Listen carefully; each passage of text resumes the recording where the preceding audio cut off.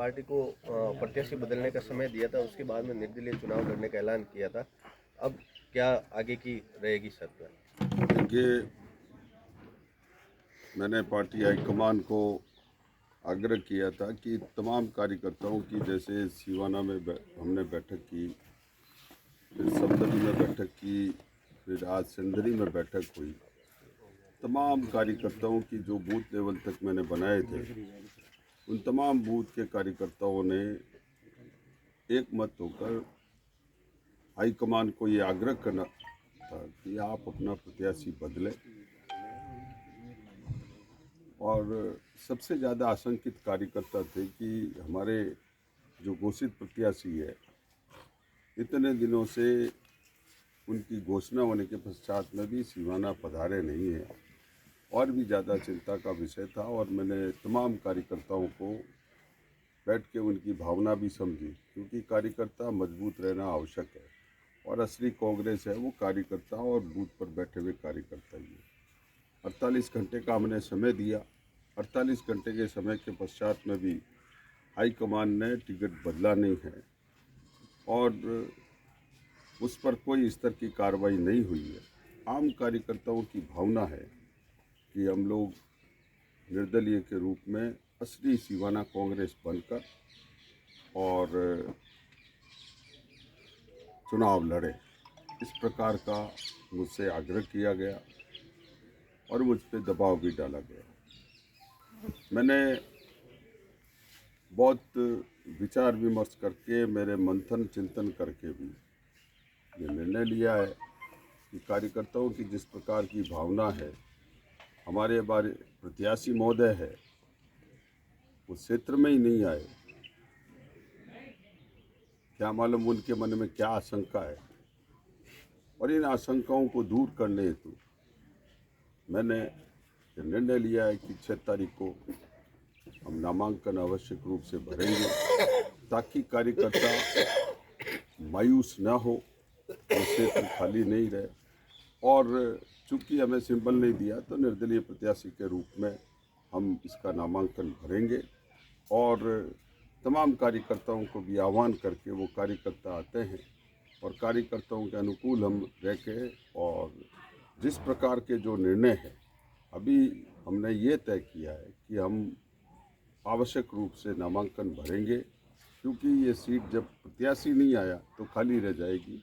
इसलिए इस प्रकार का हमने निर्णय लिया कि 6 तारीख को हम, और तमाम हमारे कार्यकर्ता है वो सवेरे 11 बजे एकत्रित होंगे। 12 से 1 बजे का हमारा नामांकन भरने का जो हमने तय किया है, ये आज का हमारा निर्णय है।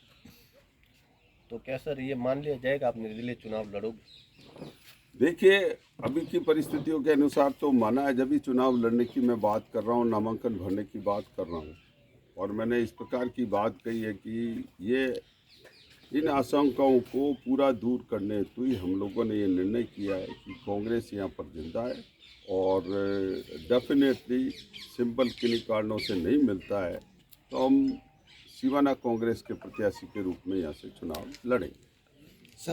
सिवाना के स्थानीय प्रत्याशियों सिवाना के स्थानीय जो कांग्रेस के नेता है, वो भी क्या आपके साथ आने की संभावना है?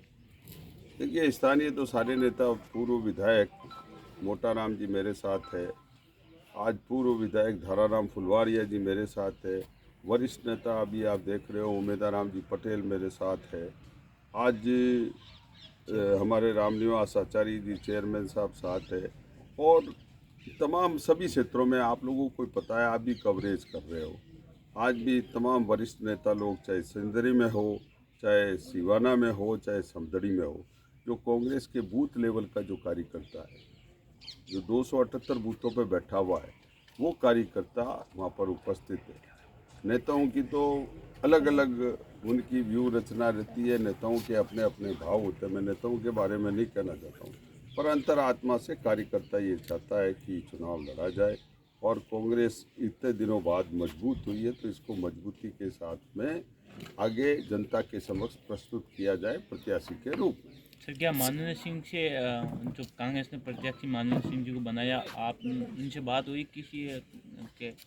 देखिए, मेरी तो चुनाव घोषित होने से पूर्व, प्रत्याशी घोषित होने से पूर्व जरूर बात हुई थी, उसके पश्चात में मेरी उनसे कोई बात नहीं हुई और उनका क्या कार्यक्रम है, क्या स्थिति है, मेरी कोई जानकारी में ही नहीं है। आप और तमाम कार्यकर्ता भी आशंकित है इस बात को लेकर कि भाई प्रत्याशी कहाँ है, ढूंढ रहे हैं। आप क्षेत्र में लंबे समय से यहाँ की जो मूलभूत समस्याएं हैं उनको लेकर यहाँ की जनता आपसे क्या आशाएं रख के आपको वोट कर सकती है?